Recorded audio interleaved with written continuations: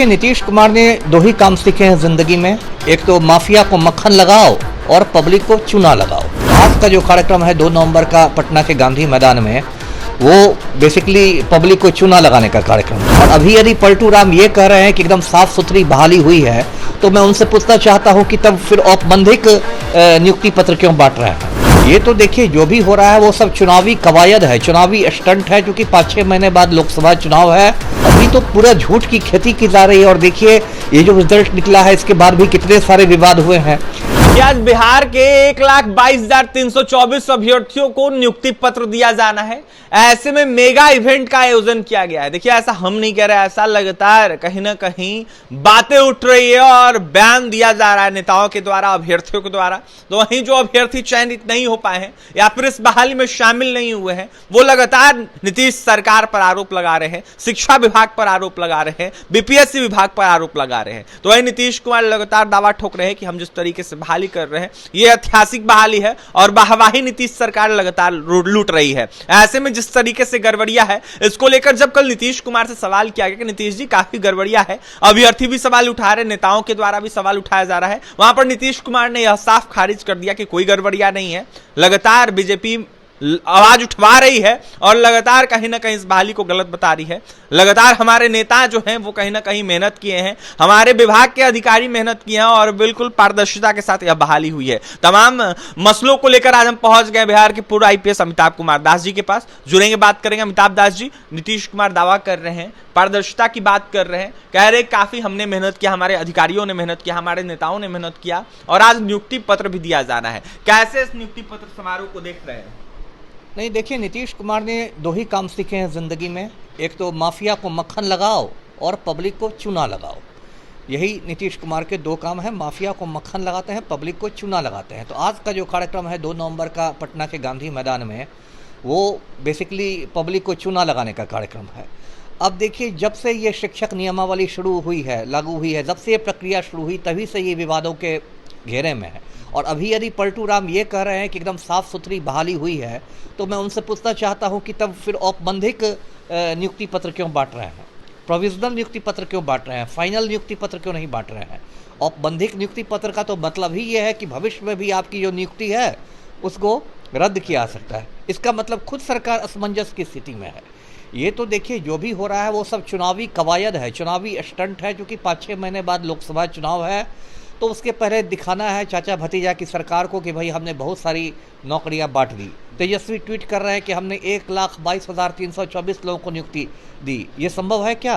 क्योंकि बहुत सारे ऐसे लोग, 1-2 नहीं, ऐसे सैकड़ों हजारों लोग हैं जिनका चयन प्राथमिक शिक्षक में भी हुआ है, माध्यमिक में भी हुआ है, उच्च माध्यमिक में हुआ है।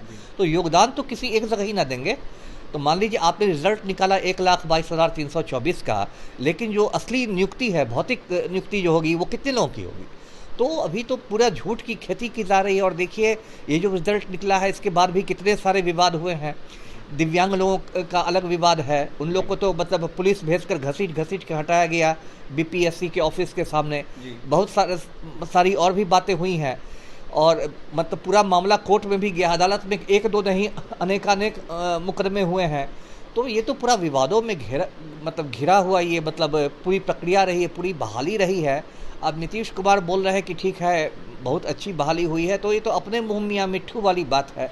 अच्छी बहाली तो तब होती जब आम आदमी को उससे राहत मिलती। जी, लगातार तेजस्वी यादव भी दावा कर रहे हैं, जैसे बाहर गए हुए तेजस्वी तो आए तो वो कहे कि हमने तो वादा किया था, उस वादा को हम पूरा कर रहे हैं।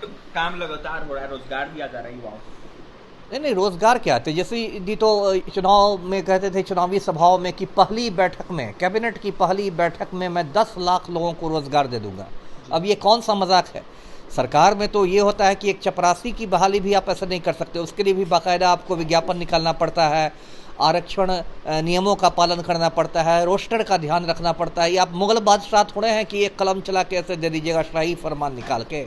तो ये सब पब्लिक को उल्लू बनाने का खेल है। एक वहाँ दिल्ली में नरेंद्र मोदी बैठे हुए हैं, वो कहते थे कि हर साल 2 करोड़ लोगों को रोजगार मिलेगा। मतलब 9 साल में तो 18 करोड़ लोगों को रोजगार मिल जाना चाहिए था मोदी जी के हिसाब से। लेकिन अभी क्या स्थिति, अब कहते हैं कि पकौड़ा तलना भी रोजगार है। अब तो सेना में नियमित बहाली खत्म हो गई है, बस अग्निवीरों की बहाली हो रही है। क्या माना जाए, आंख बंद कर नीतीश सरकार चल रही है अपना? ऊपर केंद्र सरकार भी और ये बिहार सरकार भी सब आंख मूंद करके हैं, माफिया को मक्खन लगाओ, पब्लिक को चूना लगाओ। यही इनका 2 सूत्री कार्यक्रम है, वही मोदी जी का भी कार्यक्रम है, वही नीतीश जी का भी कार्यक्रम है। अमिताभ दास जी, कोई सुधार नहीं हुआ है शिक्षक नियुक्ति में? आप क्या देख रहे हैं, कोई सुधार दिख रहा है? नहीं, बिल्कुल नहीं दिख रहा है सुधार। यदि सुधार दिखता रहता तो इतना मामला अदालत में किसको कोई शौकिया जाता है? अदालत में केस मुकदमा में खर्च होता है, कोई अदालत में शौकिया आता है? जो सैकड़ों केस हुए हैं, बीएड वाले अलग असमंजस की स्थिति में लटके हुए हैं। आज देखिए क्या होगा, अभी तो 3 बजे से शायद कार्यक्रम है गांधी मैदान में, उसमें देखिए क्या होता है। तो ये तो बहुत ज़्यादा असंतोष की स्थिति है जी। सुधार नहीं हुआ है तो सुधार की मांग कीजिएगा। अब सुधार की मांग मैं क्यों नहीं करूँगा, मेरी तो ड्यूटी है ना। लेकिन मुझे भी कई बार लगता है कि मैं भैंस के सामने बीन ही बजा रहा हूँ, है ना। कहते हैं कि भैंस के आगे बीन बजाई भैंस रही पगुराई। तो मैं तो बराबर चैनलों के माध्यम से इसमें सुधार की मांग करता रहा हूँ। सेकंड फेज को लेकर भी कुछ क्लियर नहीं हो रहा है। ऐसे में जो कहा जा रहा था सीट बचा हुआ है, उसको देखते हुए जो अभ्यर्थी बचे हुए हैं उनकी भी बहाली सबसे पहले तो देखिए, अभी तो पहले फेज का काम आपने ठीक से किया नहीं, सेकंड फेज का काम शुरू हो गया है ना। आपको इतनी चुनाव की हड़बड़ी, आपको लग रहा है कि आचार संहिता के पहले हम अपना सारा तमाशा दिखा दे, आचार संहिता लगने के पहले। मैं तो पहले भी चैनलों के माध्यम से मैंने कहा था कि भाई पहले आप प्रतीक्षा सूची तो निकालिए, आपको दोबारा परीक्षा लेने की ज़रूरत क्या है? आप प्रतीक्षा सूची निकालिए। जो लोग यदि योगदान नहीं करेंगे तो ऐसी हज़ारों सीटें आपकी खाली रह जाएगी प्रथम चरण में ही। तो आप प्रतीक्षा सूची निकालिए, वेटिंग लिस्ट निकालिए कि आपको दोबारा परीक्षा लेने की ज़रूरत क्या है। सेकंड मेरिट लिस्ट भी जारी नहीं हुआ अभी तक। नहीं जारी हुआ है। इन लोगों ने देखिए मजाक बना रखा है। और मतलब मुझे तो लगता है कि बिहार में सरकार चल ही नहीं रही है, यहाँ कॉमेडी सर्कस चल रहा है। अब कॉमेडी सर्कस को ही आपने सुशासन का नाम दे दिया है, तो मैं क्या करूँगा। लेकिन आम आदमी की तो अब बहुत सारी नियोजित जो महिला शिक्षक हैं उनको गृह जिला से कहीं कहीं तबादला कर दिया गया, वो बेचारी जा नहीं रही हैं, उनके पास व्यवहारिक कठिनाइयाँ हैं। अब कोई अनजान गांव में बिहार में जो स्थिति है कानून व्यवस्था की या जैसी सामाजिक स्थिति है बिहार में, क्या किसी आप महिला के लिए आप सोच सकते हैं कि परिवार छोड़ के एक अनजान गांव में कहाँ रहेगी, कैसे रहेगी, किसी के दलान पर जाके सो जाएगी? जा रहा था कि आधार कार्ड के हिसाब से जिला आवंटन करवाया जाएगा, कहा जा रहा था ना, हुआ क्या? बहुत सारी महिलाएं इधर से उधर हो गई। मुझे तो लगता है कि वो ज्वाइन भी नहीं करेंगी। कौन अपना परिवार छोड़ के ऐसे मतलब बउआते रहेगी दूसरे गांव में जाके?